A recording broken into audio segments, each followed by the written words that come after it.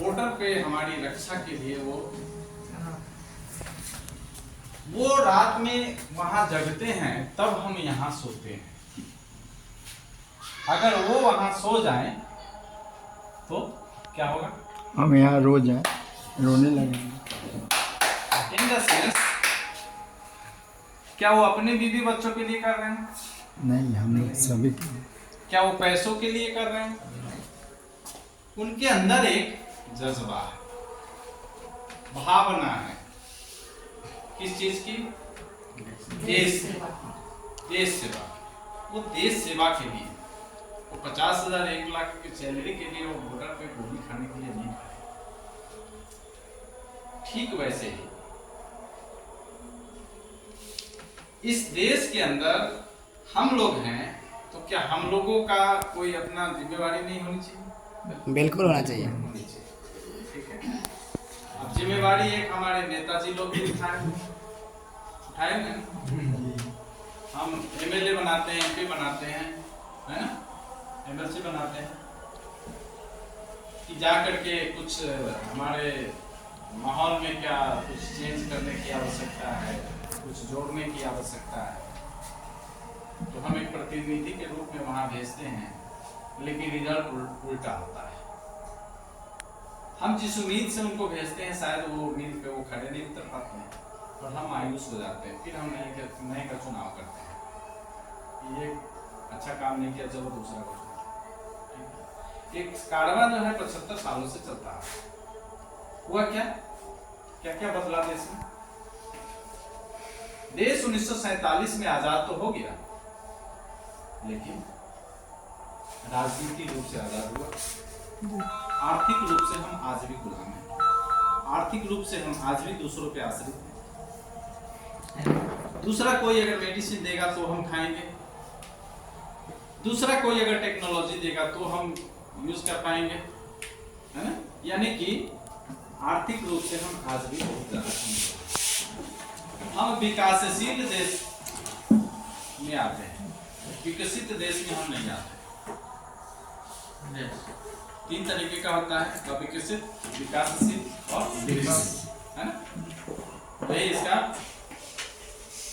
तो विकासशील में है। कहने का सेंस ये है, ये देश कभी, आप लोग सुने होइएगा, हम लोग भी सुने हुए हैं बुजुर्गों से, टीचर से, अपने माता पिता से, ये देश कभी सोने की चिड़िया हुआ करती थी,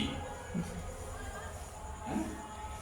ऐसा क्या हो गया कि हम जो है आज इतने ज्यादा परेशान होने लगे? हम आर्थिक रूप से सबसे ज्यादा परेशान हैं, सबसे ज्यादा। हमसे ज्यादा सुखी तो नेपाल है जी, हमसे ज्यादा सुखी, हम ज्यादा परेशान। दूसरा, सबसे ज्यादा परेशान हम किसी से हैं? बीमारी से। सबसे ज्यादा पूरे हिंदुस्तान में जो डायबिटीज की स्थिति है आज के डेट में, आप गूगल पे सर्च कीजिए, पूरे वर्ल्ड में मिलाकर के जितना डायबिटिक पेशेंट नहीं होगा, उससे ज्यादा अकेले भारत में डायबिटिक पेशेंट। प्री डायबिटिक की बात मैं नहीं कर रहा। अगर दोनों को जोड़ दिया जाए तो किसी देश की इतनी जनसंख्या नहीं होगी जितना हमारे यहाँ डायबिटिक पेशेंट में है। लगभग 19 करोड़ के आसपास सिर्फ डायबिटिक पेशेंट। इसी तरह हम हार्ट की बात करें, आज से 4 साल पहले हमने एक कोर्स किया था डॉक्टर विमल साजर। उस समय में वो बता रहे थे, वो हार्ट के बहुत बड़े डॉक्टर हैं, एशिया टॉप मोस्ट डॉक्टर हैं, उनका मैंने एक ऑनलाइन कोर्स किया था। उस समय में वो बता रहे थे कि 8 करोड़ के आसपास जो है हार्ट का पेशेंट है, 8 करोड़। दूसरा, पहला डायबिटीज, दूसरा हार्ट, तीसरा liver, kidney, brain stroke, paralysis, है ना। मतलब अनेकों तरह की बीमारियां हमारे हिंदुस्तान में, शायद ही कोई हिंदुस्तान में ऐसा घर होगा जहां बीमारी ना हो, शायद ही। मुझे नहीं लगता कि ऐसा कोई घर एक भी मिलेगा आरसीएम के अलावा, बच सकता है, घर तो नहीं है ना। ये स्थिति है। ऐसा क्यों हुआ? क्योंकि हमारे अंदर वो भावना नहीं थी कि हमारे पड़ोसी स्वस्थ हो जाए। हमारे अंदर वो भावना नहीं थी कि हमारे पड़ोसी अमीर हो जाए। किसी भी सेक्टर में सर आरसीएम के अलावे कहीं भी आप देख लीजिए सहयोग की भावना नहीं है। हर आदमी एक दूसरे को डोमिनेट करने में लगे है और उसके सर पे पीठ पे पैर रख के वो आगे बढ़ने की कोशिश में लगा हुआ है। दिन रात लोग इसी में परेशान है, तंग है, तबाह है, परेशान है ना। कंपटीशन में भाग रहा, पता ही नहीं है जाना कहाँ, पता ही नहीं, बिना किसी मकसद के दौड़े जा रहे हैं।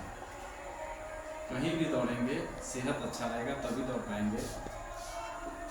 विदाउट हेल्दी कहीं कुछ नहीं कर सकते। आरसीएम ने क्या किया सर, सन 2000 में मकसद बनाया। सन 2000 में आज जिस मोदी जी के मुंह से सुनते हैं कि भारत को स्वरोजगार पैदा करने की जरूरत है, वो चीज माननीय टीसी छाबड़ा जी, एक बार उनके लिए जोरदार ताली। 2000 में बताया कि स्वावलंबन की जरूरत देश को है, नए भारत को के निर्माण की जरूरत है। नेताजी लोग बहुत कहे, हर घर जाकर के वोट मांगते हैं, कहते हैं बेरोजगारी दूर कर देंगे, बेरोजगारी दूर कर देंगे। ना तो हमने कभी नेताजी से पूछा, गलती हमारी भी है, ना हमने कभी नेताजी से पूछा कि बेरोजगारी आप दूर करेंगे कैसे। थोड़ा सा आपको भी थोड़ा सा बता तो दीजिए कि करेंगे कैसे, फॉर्मूला होगा ना कोई। हम भी नहीं पूछे और ना नेताजी ने बताया, लेकिन कहे जरूर, यही करके हमेशा वोट मांगते हैं, आप हमको जिताइए, हम बेरोजगारी दूर कर देंगे, हम इतना इंदिरा आवास बना देंगे, हम इतना रोड बना देंगे, हम बिजली फ्री कर देंगे, हम पानी फ्री कर देंगे, हम ये फ्री कर देंगे। तुम्हारे बाप का है क्या? फ्री कर दोगे? उसके बाप का है, फ्री कर देगा? कैसे करेंगे ये बताओ। फार्मूला दो, कैसे फ्री हो सकता है ये बताओ, तब समझ में आता है। ये किसी के पास है ही नहीं, फार्मूला ही नहीं, फार्मूला नहीं बताया। अब हम क्या करते हैं, उसी में घुल मिल करके फिर अरे ये तो बेकार हो गया, इसको छोड़ो, अब ये इसको लेके, अब ये कोई नया फंडा लेके आया है ना।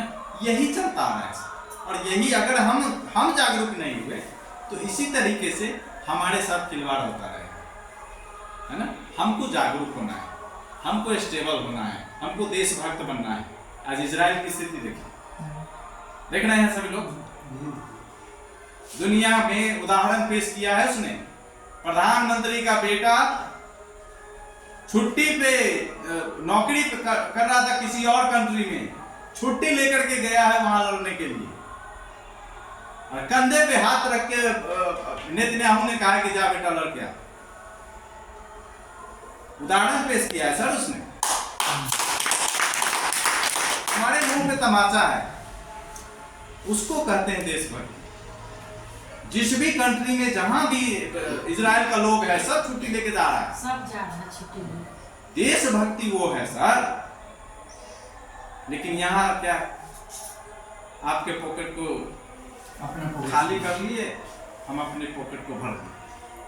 क्या इंसानियत। आरसीएम सिर्फ शुद्ध सामान ही नहीं देता है सर, आरसीएम इंसानियत देता है, आत्मीयता देता है। यहाँ कोई जात नहीं है, क्या कहा गया है, ना जात पात की दूरी, ना सीमा की मजबूरी। कितना मार्मिक बात है। आज आप लोग इस बात को नोट कर लीजिएगा, मैं दावे के साथ कह सकता हूं कि एक दिन ये राष्ट्रीय गीत बनेगा। प्रार्थना करते हैं, ये प्रार्थना बनेगा, निश्चित बनेगा, क्योंकि इसमें कहीं से कोई लाग लपेट नहीं है, कहीं से किसी का कोई सिंगल स्वार्थ नहीं है, ये सबके लिए है। इसमें ये स्पष्ट क्या कह रहे हैं कि आरसीएम का उद्देश्य है जनजन के जीवन को स्वस्थ और समृद्ध बनाना। दुनिया में तबाही किस बात की है, समस्या किस बात की है? दो ही चीजों की, हेल्थ एंड वेल्थ। किसी के पास वेल्थ है बहुत ज्यादा, हेल्थ के लिए झक मार रहा, खा ही नहीं सकता, करोड़ों रुपया पड़ा हुआ, डॉक्टर मना कर दिया भैया मिठाई नहीं खा सकते हैं? पैसा तो है, हेल्थ नहीं। कहीं हेल्थ है तो पैसा नहीं। समस्या दो ही चीजों के लिए है। इतनी मारा मारी, घर में झगड़ा किस बात के लिए है सर? सिर्फ पैसा के लिए। पति पत्नी में झगड़ा पैसे के लिए, भाई भाई में झगड़ा पैसों के लिए, कहीं भी झगड़ा है पैसे के लिए, और कहीं कोई लटपट नहीं है, सिर्फ पैसा है ना। दो ही चीज चाहिए इंसान को, हेल्थ और वेल्थ, और दोनों चीज यहाँ मिल ही रहा है और प्रमाण के साथ मिल रहा है। आपने प्रमाण देख लिया कैसे मार्केट वाले लूट रहे हैं। 64 रुपया का साबुन दे करके भी वो गंदा को, मैल को साफ नहीं कर पा रहा। और हम जो है भाई, अच्छा उसमें क्या है, वो पैसा कहाँ जाएगा? ब्रिटेन जाएगा। वो हिंदुस्तान लीवर का, हिंदुस्तान लीवर का, हिंदुस्तान लीवर कहाँ की कंपनी है सर? ब्रिटेन के, ओल्ड ईस्ट इंडिया कंपनी ना, हिंदुस्तान जी, वही ईस्ट इंडिया कंपनी आज हिंदुस्तान लीवर है। देश आजाद हुआ, नाम बदल दिया उसने, लूट आज भी रहा, तरीका बदल दिया, तरीका बदल गया, नाम बदल दिया। हमको लग रहा है हिंदुस्तान की कंपनी है, हिंदुस्तान का प्रोडक्ट हम यूज कर रहे हैं। नो,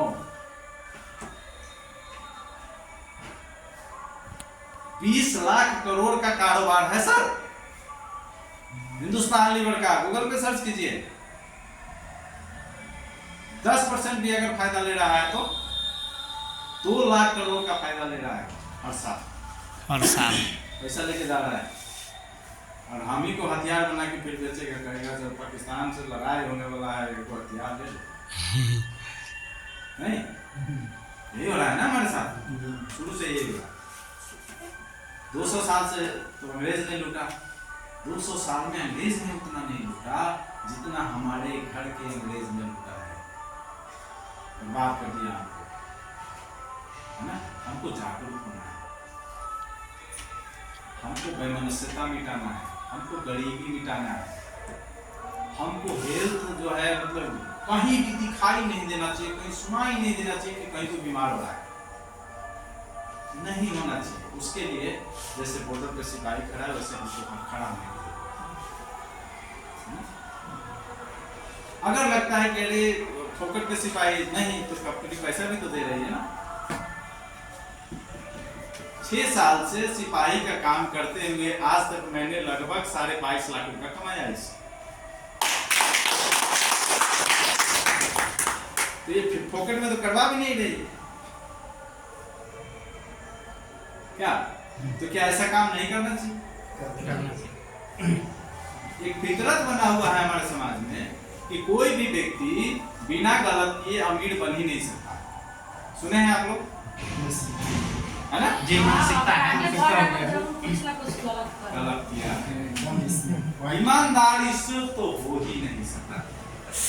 जी, मानसिकता ना दावा लोग कर देता है कि ये हो ही नहीं सकता, है ना। लेकिन यहाँ 1 नहीं, 2 नहीं, 5 नहीं, 10 नहीं, 50 नहीं सर, हजारों नहीं, लाखों लोग सिर्फ और सिर्फ ईमानदारी से लखपति भी बने हैं, हजारपति भी बने हैं, करोड़पति भी बने हैं, अरबपति भी बने हैं, इसी सिस्टम से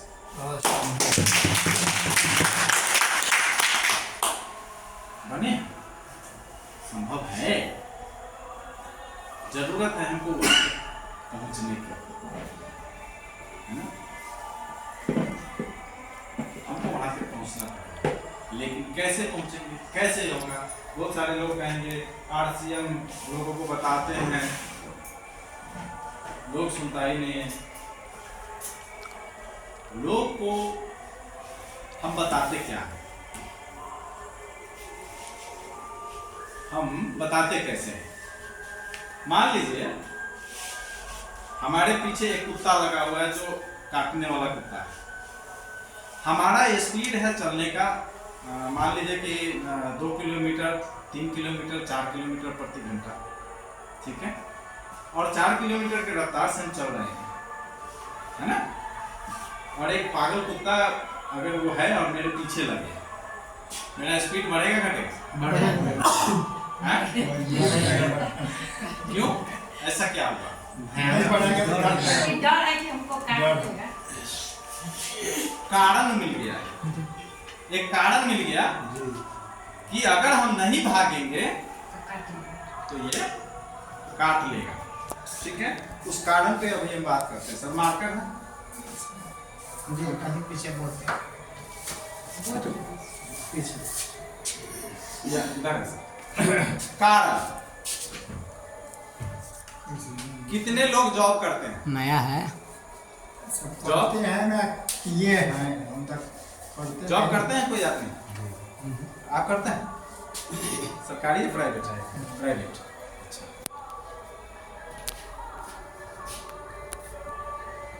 ये रामचरितमानस कह लीजिए, इसको रोटी कपड़ा मकान कह लीजिए, रुपया छापने की मशीन कह लीजिए, कुछ भी कह लीजिए, सब सही। रामचरितमानस भी है ये, रुपया छापने की मशीन भी है ये, और रोटी कपड़ा मकान भी है। हम जो बात कर रहे हैं कारण की, है ना, कोई भी व्यक्ति अगर कोई भी काम करेगा, कोई भी काम करेगा, आप नौकरी कर रहे हैं, कोई ना कोई कारण है ना, कोई बिजनेस करता है, कोई ना कोई कारण है, बिना कारण के कोई कुछ नहीं कर सकता, ठीक है। अब देखिए, से लेके 2020 तक का डाटा जो है आपको गूगल पे मिलेगा। ये आरबीआई का डाटा है, महंगाई का 100 साल का डाटा उसने दिया हुआ है। उसका कहना है कि एवरेज जो है एक फैमिली, 5 आदमी का फैमिली लेकर के वो डाटा बनाए हुए हैं। 1920 में एक परिवार को चलाने के लिए उस समय 1 रुपया लगता था, और हर आदमी के पास सोना चांदी होता और था। चांदी था। गरीब से गरीब के पास भी गरीबी थी, लेकिन सोना चांदी था सबके पास, है ना। उसके बाद हर 20 साल आरबीआई कह रही है कि 10 गुना महंगाई बढ़ रही है, और इसको दुनिया की कोई ताकत नहीं रोक सकती, और ये हकीकत है। वाकई में महंगाई कब बढ़ती है? बहुत सारे लोग कहते हैं कि ये कांग्रेस का सरकार आया तो महंगाई बढ़ गया, फलना का सरकार बदल दो तो घट जाएगा, महंगाई कम हो जाएगा। ऐसा कभी संभव नहीं है सर। वो सरकार किसी की भी हो, सरकार के बदलने और कुछ करने से, परिवर्तन होने से महंगाई का कोई लेना देना नहीं है। वो सरकार चाहे किसी की भी हो, महंगाई का लेना देना